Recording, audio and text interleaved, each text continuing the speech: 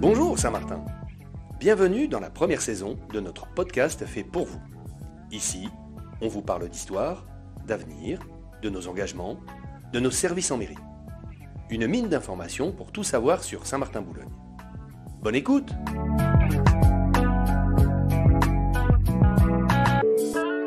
Bonjour à tous, on se retrouve pour un nouvel épisode de La Voix des Jeunes, le premier de cette saison. La Voix des Jeunes, qu'est-ce que c'est ? C'est une rubrique dans laquelle nos élus du conseil municipal des jeunes prennent la parole pour mettre en avant leurs actions et ce qu'ils font pour la commune. Aujourd'hui, on retrouve Joséphine qui va nous en dire un peu plus sur les deux temps forts de ce mois de décembre, à savoir la collecte de jouets et la distribution des colis de Noël. Bonjour Joséphine. Bonjour.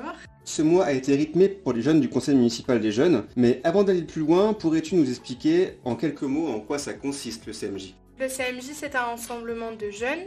Dans ce mandat, nous sommes à peu près une quinzaine. Toutes les 2 semaines, on se réunit 2 fois, le mercredi et le samedi, pour discuter de différents projets qui peuvent parvenir de différentes commissions. Nous en avons 4 ce mandat. Soit ce sont des projets qui viennent des jeunes, ou alors c'est la mairie qui nous conseille des choses qu'on pourrait faire, ou alors on fait des projets intergénérationnels, comme par exemple la collecte de jouets. Donc vous travaillez sur de nombreux sujets, des actions sportives, culturelles, mais aussi solidaires. La preuve, en ce mois de décembre, avec la collecte des jouets, qui a débuté fin novembre et qui s'est terminée mi-décembre. Pour rappel, cette collecte vise à récupérer des jouets en bon état. Comment est née l'idée ? C'est la commission solidarité qui a eu cette idée. Donc c'était pour venir en aide aux jeunes les plus démunis de Saint-Martin. Donc cette année, notre collecte de jouets a profité aux enfants des foyers de Saint-Martin, ainsi qu'aux familles du CCAS qui étaient dans le besoin le plus grand, on va dire. L'année dernière, la dernière collecte de jouets qu'on avait fait était pour les Restos du Cœur. Et c'est vrai que cette année, on a décidé de changer pour faire profiter tout le monde. Ce projet, donc, on vous a vu aussi dans la galerie de Marchande d'Auchan le 14 décembre dernier. Comment s'est fait ce partenariat ? On a contacté Auchan pour pouvoir s'installer dans la galerie, qui nous ont très gentiment accepté cette invitation. Ils nous ont d'ailleurs offert une palette de jouets plutôt conséquente, donc on les remercie encore pour ça.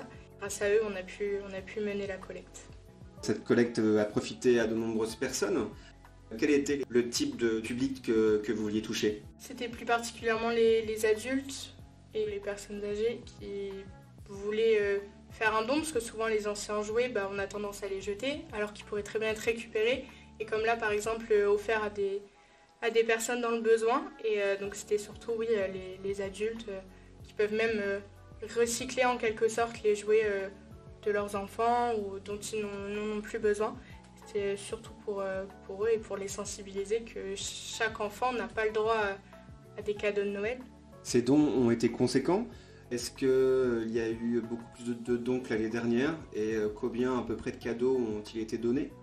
Dans cette collecte, on a eu environ 300 jouets, donc ce qui est un nombre énorme et dont on n'imagine pas.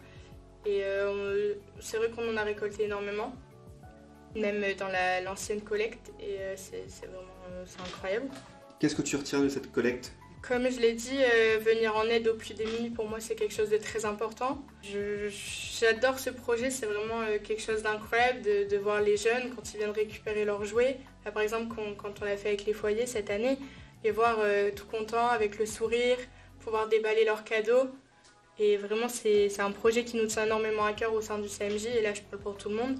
Et vraiment, faire cette collecte, on adore, aller emballer les cadeaux, pouvoir leur offrir, etc. C'est vraiment un projet qui nous tient à cœur, et c'est pour ça qu'on le répète chaque année, quand on le peut bien sûr. Et c'est vraiment un des projets les plus importants, je pense, du CMJ. Avec cette collecte de jouets, les jeunes ont été gâtés grâce à vous, et vous n'avez pas non plus oublié les aînés, en leur distribuant les colis de Noël encore cette année.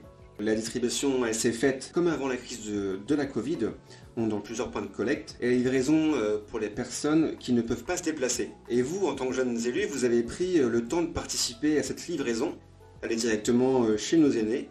Vous l'aviez fait aussi en 2020 et 2021. Pourquoi avez-vous voulu recommencer cette année ? On a recommencé parce qu'on trouve que c'est quand même très important de pouvoir aller à la rencontre de nos aînés, de leur permettre de pouvoir rester chez eux, parce que c'est vrai que pour certains, se déplacer c'est compliqué, ça peut être dû à des problèmes de santé, etc. Donc même aller à la rencontre, pouvoir les voir, parler avec eux, sourire, échanger, c'est vraiment quelque chose qu'on aime faire et c'est pour ça qu'on recommence d'ailleurs et qu'on était très contents quand on nous a annoncé qu'on pouvait refaire la distribution. Et c'est vrai que à nos aînés, c'est très important, il faut en prendre soin. Et c'est pour ça que c'est également un des projets qu'on aime beaucoup. Ce sont des beaux messages que vous transmettez le CMJ, de pouvoir rendre aussi heureux nos aînés quelques minutes en leur livrant des colis de Noël, en discutant un peu. C'est plutôt une très bonne idée et bravo à vous. En sachant qu'il y a eu 1750 colis qui ont été offerts grâce au CCAS. Vous avez livré combien de colis, vous, le CMJ ? Alors environ, on en a livré à peu près 170 répartis sur 2 après-midi. On a réussi à en faire le plus qu'on pouvait. Et ça en fait beaucoup en tout cas. Ouais. On a parlé de vos actions de cette fin d'année, mais il y en a aussi plein d'autres en 2023. S'il y a des jeunes qui nous écoutent, est-ce qu'on peut encore intégrer le CMJ ? Bien sûr, on peut encore l'intégrer. Justement, là, en janvier 2023, nous, les plus aînés, en quelque sorte, du CMJ, on va passer dans les collèges de Saint-Martin pour venir expliquer aux délégués de classe ce qu'est le CMJ et pouvoir motiver de nouvelles recrues parce que certains viennent en âge de quitter le CMJ, malheureusement. Donc, j'en fais partie et c'est vrai que voir de nouvelles têtes, de nouvelles recrues, ça nous ferait extrêmement plaisir. Ça ferait du bien au CMJ. Donc oui, on va venir expliquer et promouvoir le CMJ au sein des écoles pour les futures réélections qui seront en novembre 2023. Quelles sont les qualités que doit avoir un futur jeune conseiller ?